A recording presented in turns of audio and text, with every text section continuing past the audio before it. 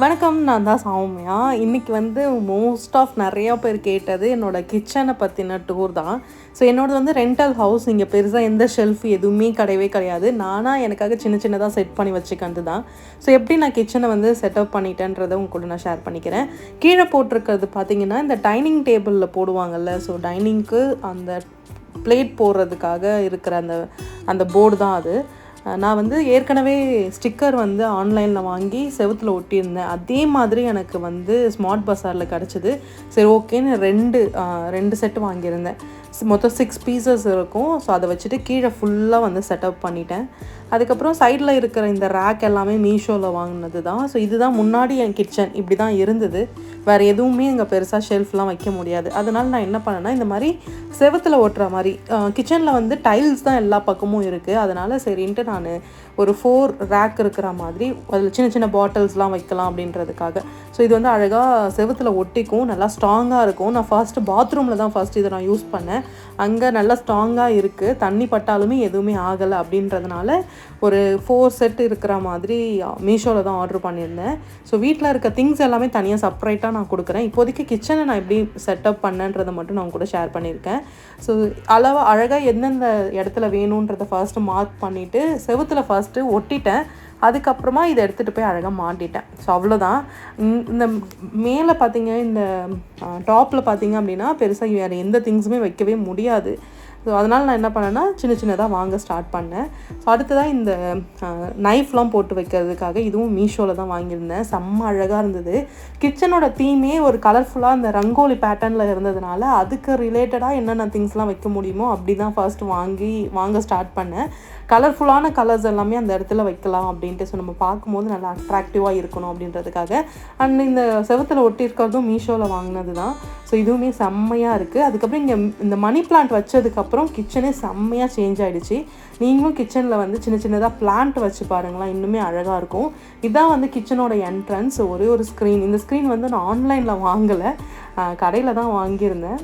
அதுக்கப்புறம் உள்ளே என்ட்ரானதுக்கப்புறமா இந்த பக்கம் ரைட்டில் இருந்த வாட்டர் பாட்டிலை தூக்கிட்டு வந்து லெஃப்டில் மாற்றி வச்சுட்டேன். சின்ன ஸ்பேஸ் தான், அடுப்பு மட்டும்தான் அந்த இடத்துல வைக்க முடியும். இருந்தாலும் அங்கங்கே சின்ன சின்னதாக எனக்கு என்னெல்லாம் வைக்க முடியுமோ, எனக்கு என்னெல்லாம் தோணுச்சோ அதெல்லாமே வச்சு டெக்கரேட் பண்ணி வச்சுருக்கேன். அண்ட் இங்கே சைடில் இருக்கிற இந்த கிளாஸ் பாட்டில்ஸ் எல்லாத்துலேயும் பார்த்திங்கன்னா சீட்ஸு, மில்லட்ஸ் அதெல்லாம் கொட்டி வச்சுருக்கேன். ராகி, ரவை அந்த மாதிரி. அண்ட் சின்னதாக இந்த பிளான்ட் பார்த்திங்க அப்படின்னா அதுவுமே ஒரு வகையான மணி பிளான்ட் தான்.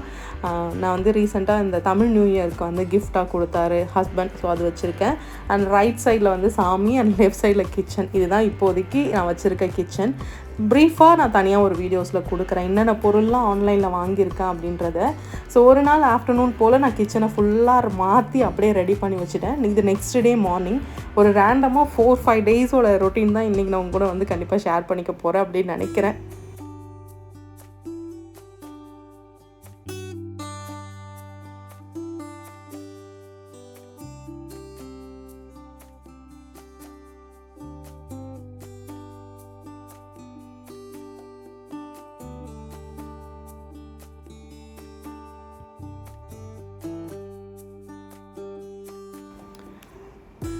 காலையில் எப்பயும் போல் சீக்கிரமாக எழுந்துறது, வீட்டை க்ளீன் பண்ணுறது, இந்த மாதிரி வேலை எல்லாமே கடகடன்னு காலையிலே முடிச்சிட்டேன். அன்றைக்கி பார்த்திங்க அப்படின்னா நான் வந்து ஓட்டு போடுறதுக்காக கிளம்பியிருந்தேன். காலையிலே வந்து ஒரு 7 o'clockலாம் போயிட்டு ஆளாக ஓட்டு போடணும்னு சொல்லிட்டு காலையில் ஃப்ரெஷ் ஆகி 2 பேருமே ஃபஸ்ட்டு கிளம்பிட்டோம். ஆனால் அங்கே போனதுக்கப்புறம் தான் தெரியுது, எங்களுக்கு முன்னாடி ஒரு 50 பேர் அங்கே லைன் நின்றுட்டு இருந்தாங்க. நாங்கள் கொஞ்சம் தூரம் போய் போடணும். ஸோ என்னோடது எல்லாமே நான் மாற்றிட்டேன். அதனால் கொஞ்சம் தூரம் போய் போடணும் அப்படின்றதுனால 2 பேரும் வந்து கிளம்பி போயிட்டோம். எனக்காச்சும் பரவாயில்ல, கொஞ்சம் பேர் தான் இருந்தாங்க. தன்யா அப்பாவுக்கு வந்து நிறைய பேர் அங்கே நின்றுட்டு இருந்ததுனால நான் மட்டும்தான் ஓட்டு போட்டேன்.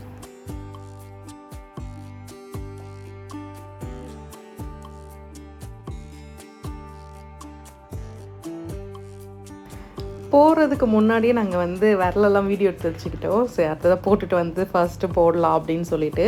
ஆனால் போனால் அங்கே செம்ம க்ரௌட் ஆகிடுச்சு. நான் மட்டும்தான் போட்டேன். அதுக்கப்புறம் பாப்பா வந்து நாங்கள் வீட்டில் தூங்க வச்சுட்டு போயிருந்தோம். சரி அவள் எழுந்துட போகிறான்னு சொல்லிட்டு நான் மட்டும் ஓட்டு போட்டுட்டு வந்துட்டேன். ஸோ நான் ஈவினிங் மாதிரி போய் போட்டுக்கிறேன் அப்படின்னு சொன்னார். சரி ஓகேன்னு வீட்டுக்கு வந்துட்டு வீட்டில் எல்லா வேலையும் ரெடி பண்ண ஸ்டார்ட் பண்ணிட்டேன். அன்றைக்கி வந்து ஃப்ரைடே இல்லையா, ஸோ அன்றைக்கி லீவு பாப்பாவுக்கு. அதுக்கப்புறம் நாங்கள் வந்து ஃப்ரைடே சாமிலாம் கும்பிட்டுட்டு அண்ட் கோவிலுக்கு போகலாம் அப்படின்ட்டு.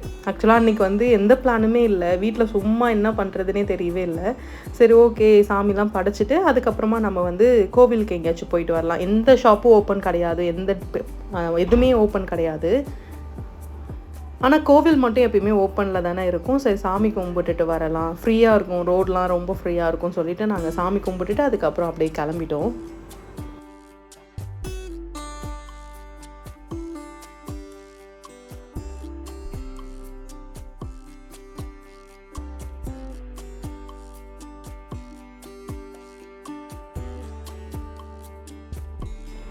எப்போவுமே போகிற கோவில் பார்த்திங்கன்னா மணக்குள விநாயகர் கோவில் தான். அங்கே போயிட்டு சாமி பார்த்துட்டு அதுக்கப்புறம் கொஞ்சம் நேரம் உட்காந்துட்டு இருந்தோம். தன்யஸ்ரீ வந்து ஐஸ்கிரீம் கேட்டு கோவமாக இருக்காங்க. எந்த கடையுமே ஓப்பனே இல்லை, பாண்டியில் எங்கேயுமே ஓப்பனே இல்லை. அவளை சமாதானப்படுத்தி கொஞ்ச நேரம் அமைதியாக்கி உட்கார வச்சுட்டு இருந்தேன். அப்புறம் அழ ஆரம்பிச்சிட்டா. சரி ஓகே வெளியே இருக்கிற சின்ன சின்ன கடையில் போயிட்டு எதாவது வாங்கி கொடுக்குறேன் அப்படின்னு சொன்னோடனே இந்த பென்சில் வாங்கி கொடுத்துருந்தேன். இது நமக்கு தெரியும்ல, பென்சில் வந்து அந்த நீடில் வந்து சேஞ்ச் பண்ணிகிட்டே இருக்கலாம், உக்கு மாத்திர பென்சில் அப்படின்னு சொல்லுவோம்ல, அதை பார்த்தோன்னே அவள் வந்து ஏதோ மேஜிக் பென்சில், அந்த நீடில் வந்து மாறிட்டே இருக்குது பாருங்க அப்படின்னு சொல்லிட்டு அவங்க அப்பாட்ட சொல்லிட்டு இருந்தா. சரி ஓகே எப்படியோ 10 ரூபாயில் சமாதானம் ஆகிட்டேன் சொல்லிவிட்டு அப்புறம் அவளை கொஞ்சம் நேரம் அப்படியே அமைதியாகிட்டோம். அப்படியே அங்கே ஆப்போசிட் ரோடில் வந்து பார்த்திங்கன்னா இந்த மாதிரி பிளாக் அண்ட் ஒயிட்டில் வால் பெயிண்டிங் பண்ண மாதிரி இருந்துச்சு. அங்கே நின்று கொஞ்சம் நேரம் ஃபோட்டோஸ்லாம் எடுத்திருந்தேன். இங்கே நான் எடுத்த ஃபோட்டோ கூட நான் இன்ஸ்டாவில் வந்து ஷேர் பண்ணியிருந்தேன். அதுக்கப்புறமா நம்மளோட சப்ஸ்கிரைபர்ஸ் வந்து சொல்லியிருந்தாங்க, உங்கள் வீட்டு டோர் மட்டும் ப்ளைனாக இருக்குது, அதில் ஏதாச்சும் மாட்டுங்க அப்படின்ட்டு. சரி okay welcome to our home அப்படின்ட்டு அதுவும் மீஷோவில் தான் வாங்கியிருந்தேன். 100 சம்திங் அவ்வளோதான் இருந்துச்சு. சரி நல்லா இருந்தது பார்க்குறதுக்கு, அதை வாங்கியிருந்தேன். இது அடுத்த நாள். ஸோ காலையில் எப்பயும் போல் சீக்கிரமாக எழுந்து நம்மளோட ரொட்டீன் தான் வாக்கிங் போக ஸ்டார்ட் பண்ணிட்டேன். நாளையிலேருந்து பார்த்தீங்கன்னா 4 o'clockலாம் எழுந்துடணும் அப்படின்றது தான். எப்பயுமே வந்து 4:30க்கு எழுந்துப்பேன், 4:45க்கு வாக்கிங் போக ஸ்டார்ட் பண்ணுவேன். அப்படியே வாக்கிங் முடிச்சுட்டு பீச் பக்கம்லாம் போயிட்டு வர்றதுக்கு லேட் ஆகிடும். இனிமேல் வந்து 4 மணிக்கெலாம் எழுந்துடணும். 1 hour வந்து எக்ஸசைஸ் பண்ணி முடிச்சுட்டு அதுக்கப்புறமா சும்மா ஒரு 1 hour கார்டியோக்காக வாக்கிங் போகணும் அப்படின்னு பிளான் பண்ணி வச்சுருக்கேன். அது 1ஆம் தேதியிலேருந்து அது கரெக்டாக இம்ப்ளிமெண்ட் பண்ணிவிடுவேன். 100 days சேலஞ்ச் மாதிரி. ஸோ அது வந்து நம்மளோட லைஃப் ஸ்டைல் சேஞ்சாக கொண்டு வரதுக்காக பிளான் பண்ணுறேன். அண்ட் இந்த வாட்ச் வந்து நான் அமேசானில் தான் வாங்கியிருந்தேன். நான் வாங்கினது பார்த்திங்கன்னா லாஸ்ட் இயர் அக்டோபரில் என்னோட பர்த்டேக்கு எனக்கு கிஃப்டாக கொடுத்தது. இப்போயும் நிறைய ஆஃபர்ஸில் இருக்குது, நீங்கள் செக் பண்ணி பாருங்கள். ஏன்னா நிறைய பேர் இந்த வாட்ச் மட்டும் கேட்டுகிட்டே இருந்தீங்க, அதனால தான். அண்ட் வாக்கிங்லாம் முடிச்சுட்டு ஃபஸ்ட்டு வேலையை என்ன பண்ணுவோம், தண்ணி கொதிக்க வைக்கிறது தான். ஸோ தண்ணி ஒரு பக்கம் கொதிக்க வச்சுட்டே இருந்தேன். அண்ட் பாப்பாவுக்கு வந்து பால் ஒரு பக்கம் சூடு பண்ணிகிட்டு இருந்தேன். நைட்டு வந்து கொஞ்சமாக பாதாமும், அதுக்கப்புறம் இதில் பார்த்திங்கன்னா கொஞ்சமாக அத்திப்பழம் 2, அதுக்கப்புறம் கொஞ்சமாக வெந்தயம் போட்டு ஊற வச்சுருக்கேன். ஃபாஸ்டிங்கை பிரேக் பண்ணுறதுக்கு இந்த மாதிரி மைல்டாக சாப்பிட்டோன்னா பெட்டராக இருக்கும். அண்ட் பாத்திரம் எல்லாமே நைட்டே வாஷ் பண்ணி வச்சதுனால கிச்சன் ஆல்மோஸ்ட் க்ளீனாகவே இருக்கும். காலையில் ஃபுல்லாக க்ளீனாக இருந்தது அப்படின்னா நமக்கு வேலை செய்கிறதுக்கும் கொஞ்சம் மைண்ட் ஃப்ரீயாக இருக்கும்.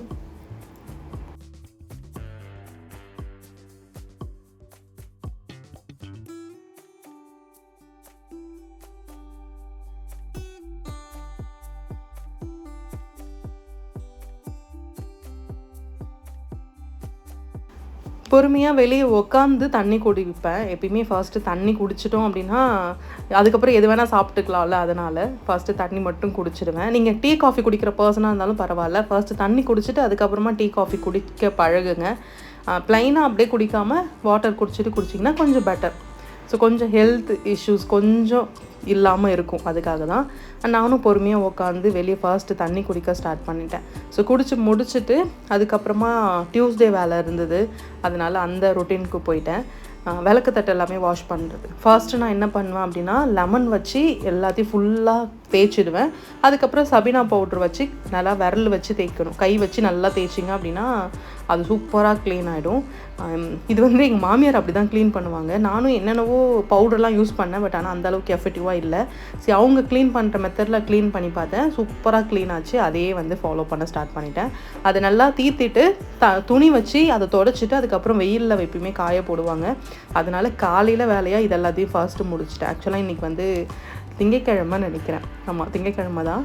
ஃபுல்லாக வந்து அதுக்கு முன்னாடி நாள் செவ்வாய்க்கிழமைனா அதுக்கு முன்னாடி நாளே இதெல்லாம் வேலையை முடிச்சிட்டோம் அப்படின்னா அன்றைக்கி நமக்கு வந்து ரொம்பவே டைம் செம்ம ஃப்ரீயாக இருக்கும். அதனால் நீங்கள் அந்த டைமை வந்து யூஸ் பண்ணிக்கோங்க.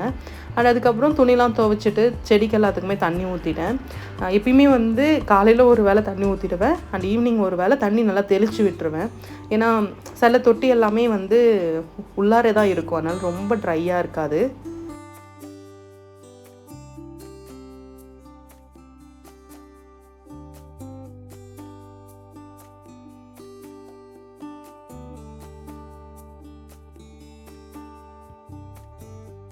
அந்த வேலை எல்லாமே முடிஞ்சதுக்கப்புறமா மதியம் லஞ்சு, அதுக்கப்புறம் மற்ற வேலை பாப்பாவுக்கு தண்ணி சுட வச்சிட்ருந்தேன். அண்ட் காலையில் வந்து தண்ணி அவங்க அப்பாவுக்கு வந்து மாதுளம்பழம் ஜூஸ் போடலான்னு சொல்லிட்டு காலையிலே ஒரு ஜூஸ், எப்பயுமே வந்து வாழைப்பழத்தில் ஸ்மூதி மாதிரி போட்டு கொடுத்துருவேன். ஏன்னா பிரேக்ஃபாஸ்ட் வரைக்கும் கொஞ்சம் தாங்கும் அப்படின்னு சொல்லிட்டு இன்றைக்கி வந்து மாதுளம்பழம் இருந்ததுனால பால் ஊற்றி சக்கரை போட்டு அடித்து அவருக்கு ஃபில்ட்ரு பண்ணி கொடுத்துட்டேன். காலையில் ஏதாவது ஒரு ஃப்ரெஷ் ஜூஸ் கண்டிப்பாக எடுத்துக்கோங்க. ஆனால் இந்த மாதிரி சுகர்லாம் போட்டு எடுக்கக்கூடாது. நீங்கள் வந்து ப்ளைனாகவே எடுத்துக்கோங்க, இல்லைனா ஃப்ரூட்ஸ்லேருந்து டேவை ஸ்டார்ட் பண்ணுங்கள், இன்னுமே நல்லது. ஸோ அவங்க வந்து கேட்டதுனால ஓகேன்னு சொல்லிவிட்டு நான் ஜூஸ் போட்டு ஃபர்ஸ்ட்டு கொடுத்துட்டேன். இதெல்லாம் முடிச்சுட்டு அது